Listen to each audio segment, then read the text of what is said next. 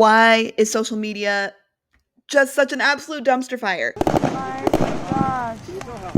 Okay, pull up a drink. This is my beverage of choice. Do I have to turn in my author card if I don't drink tea or coffee? I love that sound. All right, social media is the worst, and especially if you are an author or other creative trying to build a platform, whatever the heck that means. My first book was published 4 years ago, and I've been trying to figure it out ever since.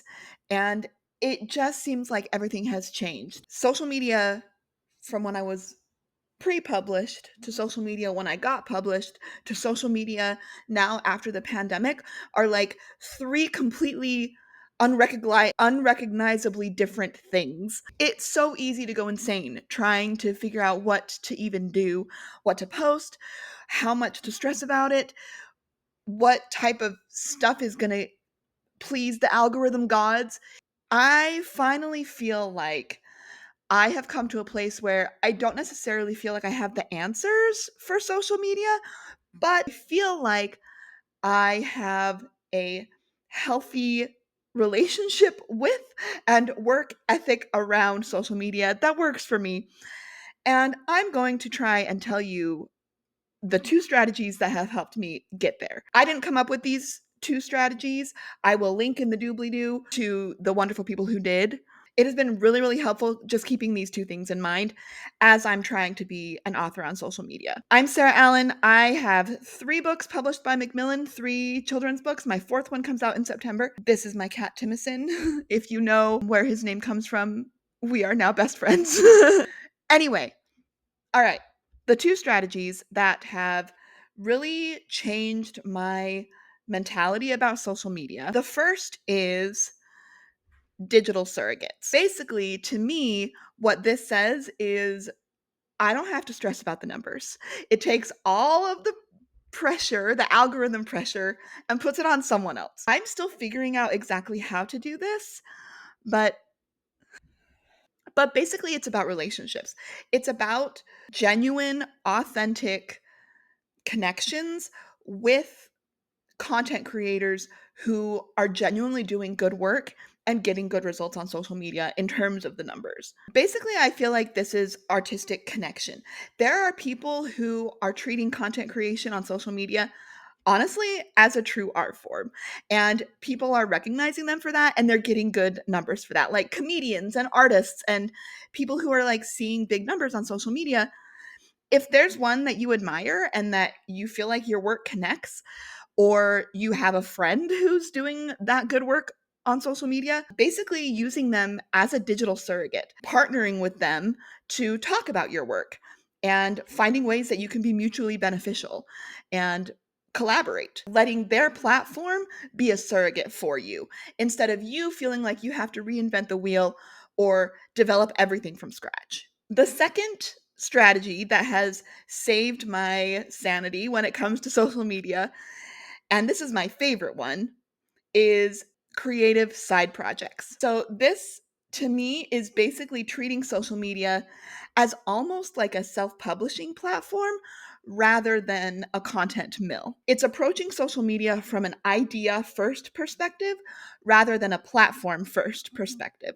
Treating social media as the platform for the creative kind of side projects that you would be interested in creating anyway. This idea was really solidified in my mind by Lee Stein, who turned her entire Instagram into a fake like life coach platform based on the life coaching company from her novel, almost treating her Instagram as like some sort of extra like self fan fiction, which is, I think, brilliant and hilarious. We're used to seeing people do this, and I think we just don't realize how available it is for us to do this ourselves. So, Sarah Anderson, who writes the Sarah Scribbles comics on Instagram, she would be drawing and she would be creating comics regardless, but Instagram just happens to be the platform that she publishes them. And then she puts them into books and all of that. Or comedians who are on TikTok, or musicians who are on TikTok writing songs. They would be creating these things anyway, and social media just happens to be how they are putting their creative work out into the world. For me personally, I love drawing and making silly little songs. And so those are some of the things I have been doing. I create little silly songs on TikTok, or I post little comics on my Instagram, and they are sometimes related to my books, sometimes not. I'm just using social media as the platform for creative work that I would be making regardless. Now, this to me does require an additional little like mental reminder, because it's really, really easy to post the creative work and then feel let down and disheartened when the algorithm gods don't look on it with a friendly eye, or it seems like it flops, or it doesn't get very much attention. And it is creative work that you really put care and time into. It can be really depressing and deflating when this piece of creative work that you put so much care and attention into doesn't get the numbers that you hoped for it, even when you are trying to approach social media from a creativity first standpoint. It's just the nature of the beast. It just gets into our lizard brain that the numbers equate to the value of the work that we created. And so, therefore, low numbers equal low value.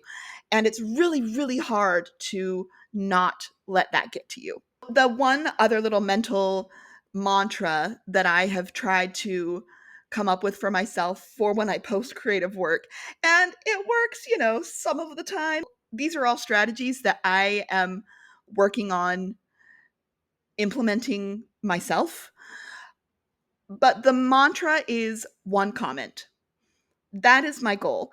It's about connection and authenticity rather than quantity. Quality over quantity. And if I can connect with one person who took enough time away from the scrolling to connect with what I created enough to post a comment about it, not just a like, but a comment, maybe even a share, even if just one person does that, then I know that my creative work has reached someone. Before I even post, if I can have that in my head as my algorithm goal, my numbers goal, then I can feel a lot better about things. Even if it just gets the one comment, then I've reached my goal and my creative work has connected with someone. When I think of it that way, it's similar to when we create the artwork itself. Our goal in creating art or books or music is to connect with people, right? And so if they are taking the time, if even one person takes the time to respond with a comment, then we've made that connection. And we can ignore the rest of the numbers algorithm mind games. Honestly, sometimes it helps me to jot my social media ideas down by hand first before I even worry about posting them, because then that is reminding me to come at it from a creativity first standpoint, as opposed to sitting there scrolling on whatever platform being like, oh, they're posting this, so I need to post something like this. That takes me out of my muse creativity generation brain and into the what will please the algorithm gods and get me the best numbers game. And that way lies madness. I really hope this helps. And if you do creative projects on social media, post them in the doobly doo, because I want to see them and leave a comment on them. Also, check out my website and my Substack for more authory and creativity type stuff.